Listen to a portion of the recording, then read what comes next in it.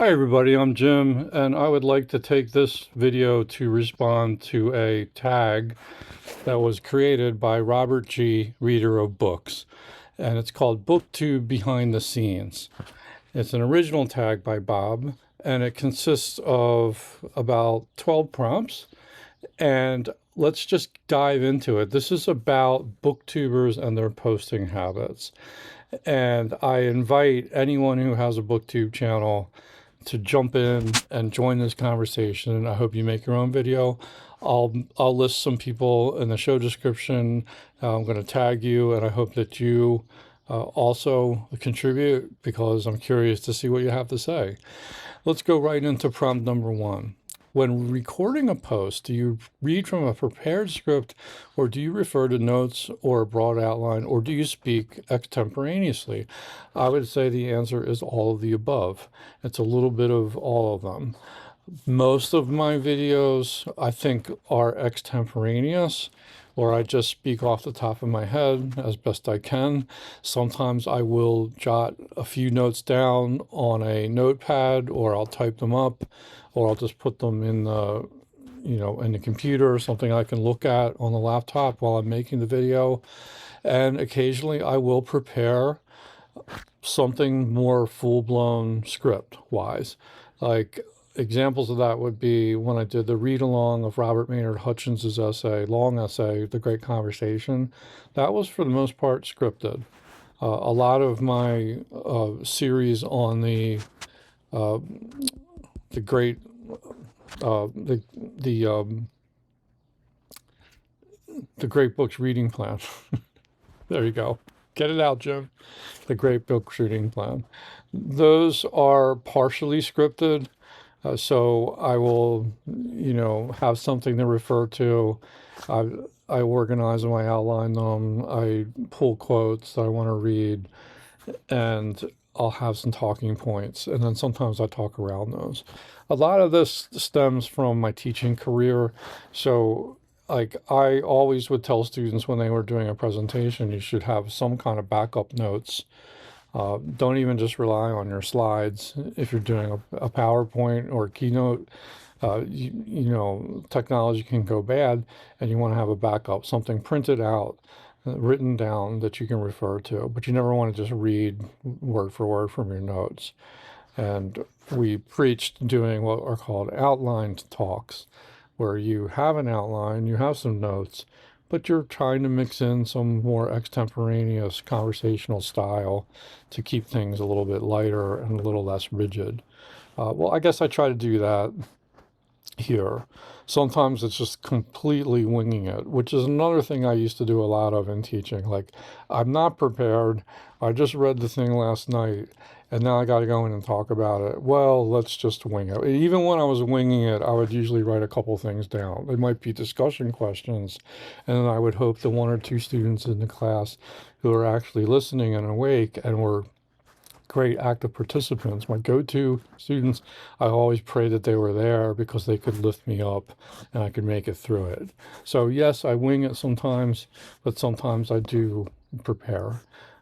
It depends on the content, and it just varies. But for a lot of the day-to-day, week-to-week type updates and things, I think it's better to just be extemporaneous because there's a virtue to that. Like, it's realistic, it's very conversational. You can just stare into the camera and talk to your audience. Just as you would if we were sitting here in a living room chatting or on a front porch or something. So that is like at least the spirit that I want to generate for a lot of the video content on here, but it does depend on the type of video. Question two, do you edit before you post, deleting hems and haws, misspeaks, mispronunciations, and other common public speaking foibles? Do you remove things you didn't mean to say, or off-topic thoughts or comments you think might be misunderstood? I do that occasionally or even often, but not radically. So I guess there's some videos where I hardly edit them at all. Rarely is there a video where it's perfect from start to finish. That never happens. Sometimes I leave the mistakes in. and the mispronunciations. People are always correcting me in the comments on that, and you're welcome to do so. Uh, I do like to sometimes edit out some of the mess ups or the tangents that didn't, where I'm just spinning my wheels, I'm just rambling, and it's just word salad, because I'm just, what that is you're spinning, you're marking time, you're treading water until you get to the next point you actually want to make. And then again, comes from teaching experience. Like we all do this, I think. Maybe I'm the only one, but you just kind of spin your wheels for a while till you get some traction. Those sometimes I'll leave in, but a lot of the times I'll see that that's an opportunity where I could take that 30-second snippet and just delete it, and no one will miss it, right? And I do that for the sake of pacing and timing. So if the video is running too long, I will edit more heavily. If I want to keep the pace moving, I will make some edits. And if I just don't want to embarrass myself, I sometimes make edits. So yeah, I do a little bit of that. Number 3, have you ever edited a post after posting? Have you ever deleted an entire post? Not yet. Not yet. I'm relatively new to BookTube. I've been doing this in earnest for a little over a year. I am learning as I go, and I haven't regretted making a post, so I haven't felt the need. I've never got a ton of flack for making a certain kind of post, and I haven't felt the need to delete one yet. I'm sure that day could come. Anything can happen, but luckily it hasn't happened yet, because I think I would feel bad if that happened. Number 4, are there certain topics you avoid, things you regard as too personal or too controversial? Well, if there are too personal topics, I'm not going to talk about them in this video. I mean, nothing really comes to mind, but I'm sure there's something in there I wouldn't want to talk about. But I guess I've just kind of like censored that from my brain, so I'm just don't go there.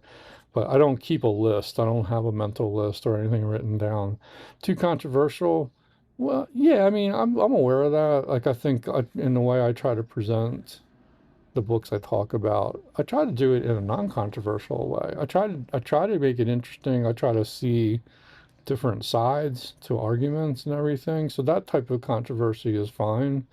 Like intellectual debate, that kind of thing, different interpretations.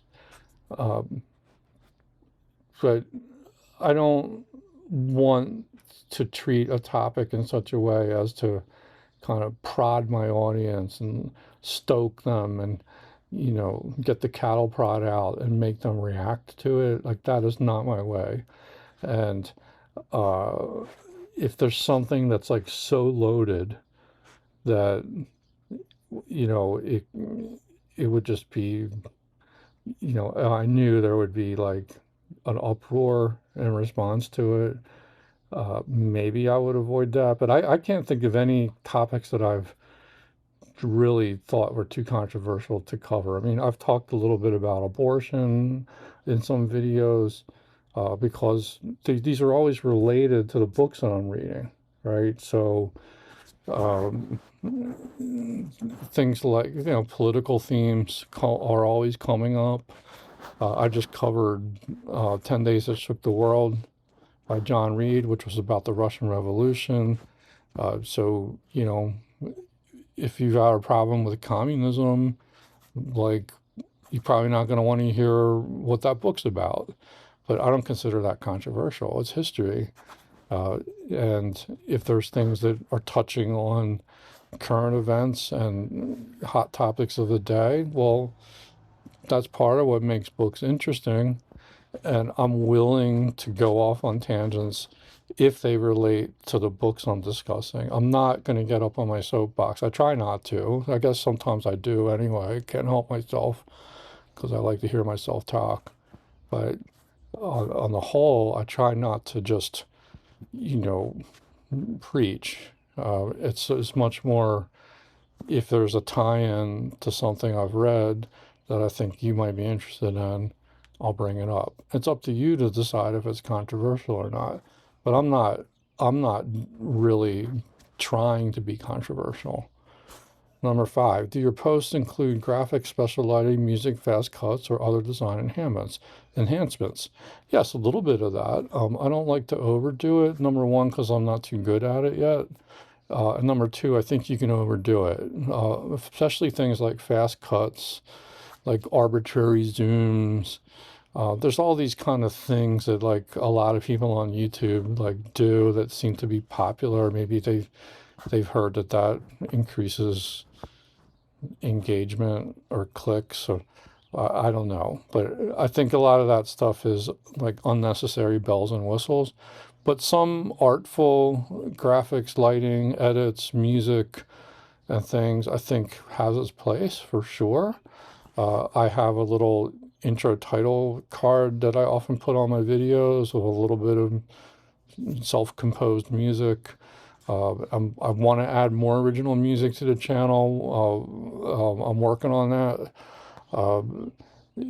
Sometimes I will superimpose graphics or do cutaway graphics, just if it's like a book cover or something like a photo of an author I'm talking about. I think that adds a little bit of interest. Sometimes I'll take a screenshot of a page that I'm quoting from.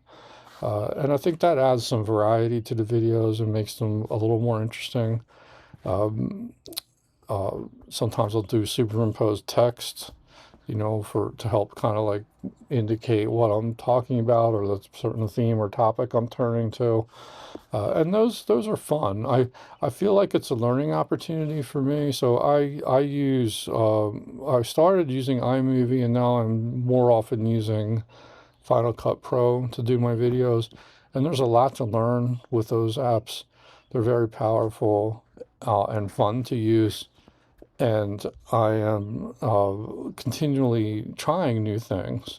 Probably the fanciest thing I've done is some of the green screen effects. I have like a green screen curtain that I like to play with from time to time to add a little bit of variety to the episodes.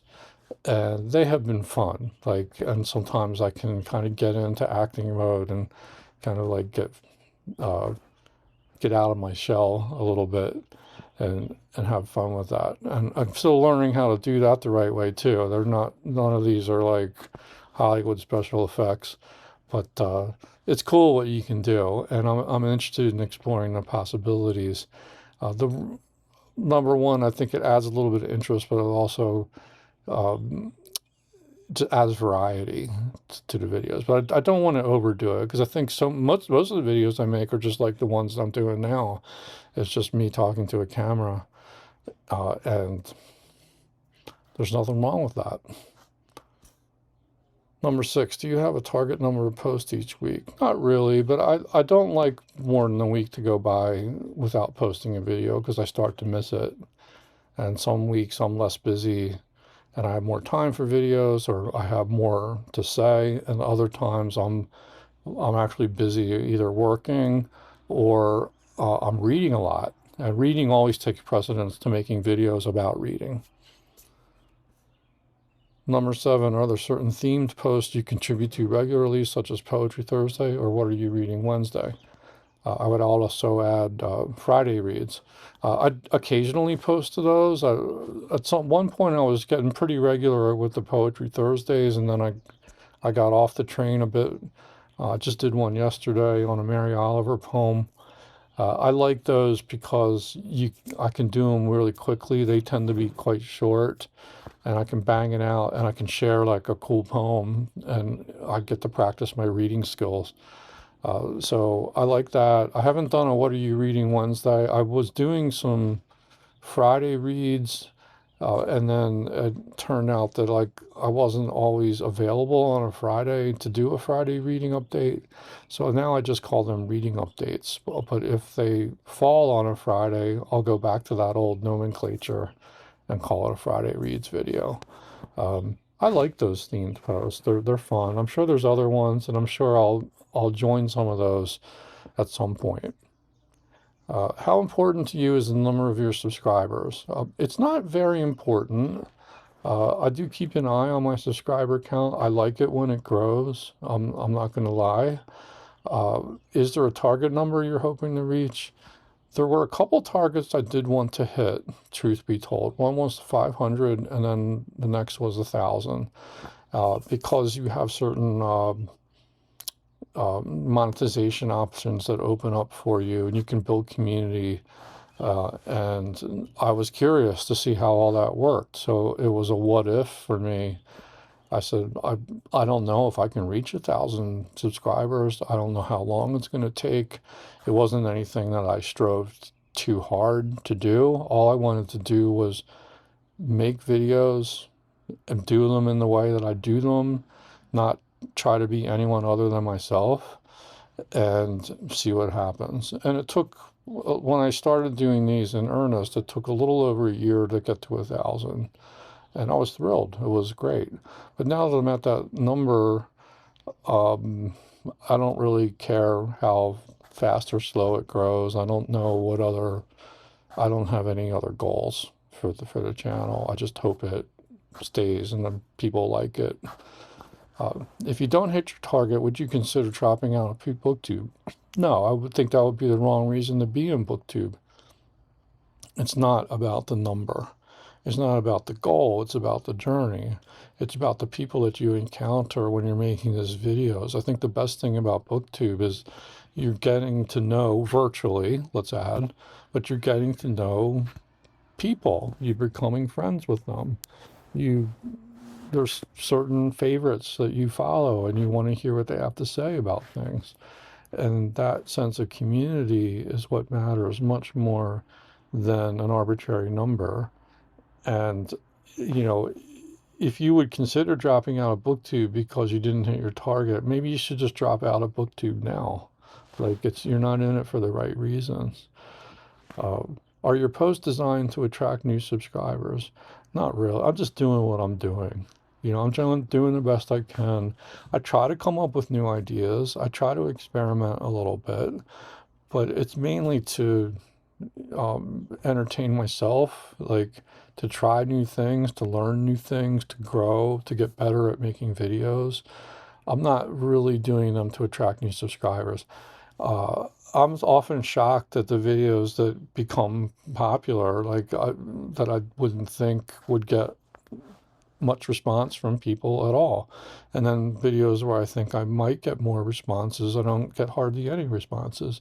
So it's really hard to predict what's going to attract people. And I'm not in that game. I'm not trying to do clickbait things, or I just don't, it's just not my way. I just have to do what I do.